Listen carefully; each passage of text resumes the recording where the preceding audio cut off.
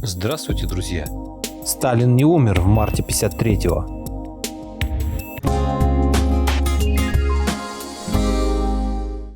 Не так давно был рассекречен рукописный журнал медиков о последних днях жизни Сталина. Его вели со 2 по 6 марта 1953 года. Журнал подписан дежурившими врачами и патологоанатомами, которые в те страшные часы не стали бы выдумывать то, чего в действительности не было. За все написанное они отвечали собственными головами. Из записей мы узнаем, как все происходило на самом деле. Тело Сталина патологоанатому описывают очень скрупулезно. Однако удивляет, что в отчете ничего не говорится о двух ярких индивидуальных признаках, сросшихся втором и третьем пальцах на левой ноге и поврежденном в детстве локте левой руки. Это может означать только одно – вскрываемое тело вождю не принадлежало. На патологоанатомическую экспертизу, если она не сфальсифицирована, доставили сталинского двойника. 9 марта 1953 года вместо Сталина соратники, вероятно, похоронили другого человека. Сталин боялся за свою жизнь и отличался необычайной подозрительностью. Он разработал сложнейшие правила личной охраны. Большую часть времени он проводил в изолированной от внешнего мира ближней даче в Кунцево. Никто не знал, в какой из 3 своих личных комнат Сталин находился во время сна. А двери в них мог открыть только он сам, при помощи специального механизма. Дорогу от Кремля до дачи круглосуточно охраняли 3 смены по 1200 человек. Спецорганы искали по всей стране похожих на Сталина людей, чтобы затем использовать их в случаях, когда могла возникнуть угроза для его жизни.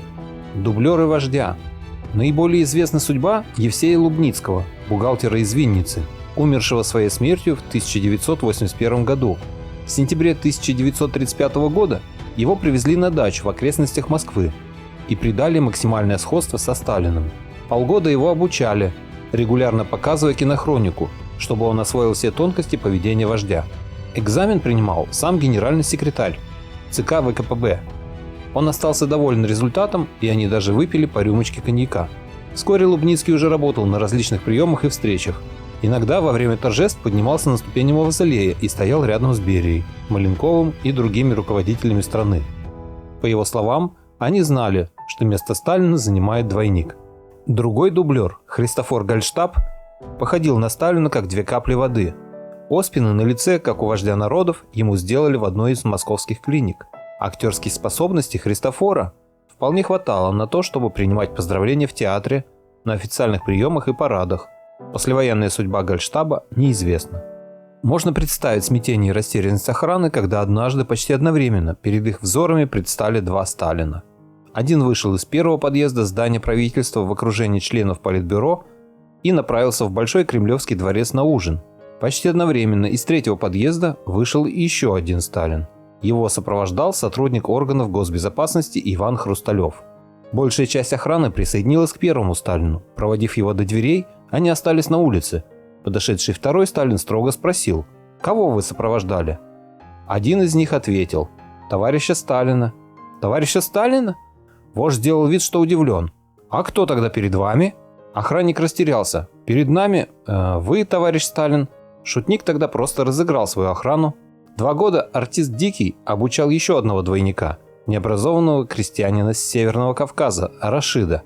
Канадский историк из Торонто Грег Синько в своей книге «Христос и Сталин. Параллели и перпендикуляры» выдвигает совсем уж невероятную, но подтверждаемую некоторыми документами и косвенными свидетельствами версию и называет имена еще 2 двойников вождя. Индийский путь. По версии историка, Сталин разработал план своего ухода с политической арены. Он понимал, что стоит ему постареть и ослабнуть, как верные соратники уничтожат его. Бывший семинарист Сталин хорошо знал теологическую литературу и то, что в одном из индийских монастырей хранится манускрипт «Тибетское Евангелие». В нем утверждалось, что Христос, или как звали его на Востоке святой Исса, не погиб на кресте, а спасен своими учениками и закончил свою жизнь в штате Кашмир в Индии. Сталин, видимо, решил повторить индийский путь Господа. В декабре 1950 года он дал задание Берии провести секретную операцию под кодовым названием «Путешествие в Гималаи». По маршруту Москва, Анкара, Кабул, Тегеран, Мадрас отправился двойник вождя Борис Арапетов. Под видом глухонемого негацианта Исабека он поселился в предгорьях Гималаев. О том, что это его последняя поездка, Борис не догадывался. Иса-бек должен был исчезнуть, а его место занять вождь народов, чтобы спокойно прожить оставшиеся ему годы. А в Москве финал операции ждал другой дублер – бывший чаевод Автандил Джалагония. Как и Арапетов, он не провидел свою судьбу и не подозревал, что его ждет место в мавзолее рядом с Лениным. Подготовка к финалу велась заблаговременно и тщательно. Первым делом убрали ближайшее окружение Сталина, людей, хорошо знающих его в лицо. В декабре 1952 года сел в тюрьму охранник вождя, генерал Власик. Был отстранен секретарь, вернейший оруженосец Поскребышев. Арестованы личный врач Виноградов и начальник лечебно-санитарного управления Кремля Егоров. Безвременно умер генерал Косынкин, руководитель комендатуры Кремля, ответственный за безопасность Сталина. Также внезапно умерли или отправились в лагеря многие другие, работавшие на самодержца люди и близкие его дублеров. Объясняется и странное поведение соратников Сталина. Почему они не убрали его двойника из мавзолея в 1956 году? Сталин, вероятно, был еще жив, и окончательно решить этот вопрос старые друзья вождя не решились. Но есть и другие версии последних дней жизни одного из самых могущественных людей всех времен и народов. Темное прошлое. Кажется, всем известно, что Сталин скончался 5 марта 1953 года. 5 дней врачи безуспешно боролись за его жизнь. Но в официальных сообщениях и воспоминаниях участников тех событий слишком уж много противоречий. Называли различные места и даты начала болезни вождя, разное время его смерти. Ходили слухи, что его устранили верные соратники, потому что он начинал раскручивать новую кровавую чистку и хотел начать с них. Но сподвижники тирана сумели сделать Сталина беззащитным, убрав из его ближайшего окружения самых преданных людей, и помогли ему отправиться в мир иной. Многие свидетели говорили о том, как долго и мучительно умирал вождь, а комендант дачи И. Орлов утверждал, что когда Сталин не вышел из своих апартаментов вовремя, резко нарушив свой обычный режим, обеспокоенная охрана в присутствии представителей 9-го управления взломала дверь и нашла вождя уже мертвым на полу. Создавая себе алиби, соратники, пока делили власть, устроили спектакль с двойником, который по приказу Берии изобразил умирающего вождя. Впрочем, медики всемогущего генерального комиссара госбезопасности могли организовать двойнику, да и вождю тоже, настоящий инсульт. Толки о сверхсекретной лаборатории в недрах НКВД идут еще с 30-х годов 20 века. Информации о проведении экспертизы на наличие яда в организме Сталина в документах тех дней нет. Если был двойник, то возникает вопрос, куда же дели настоящего вождя?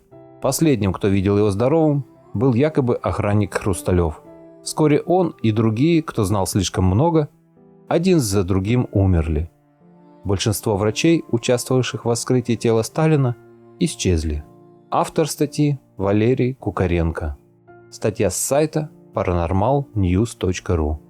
Вот такая интересная статья попалась мне сегодня, и я решил поделиться ею с вами. Надеюсь, вам было интересно.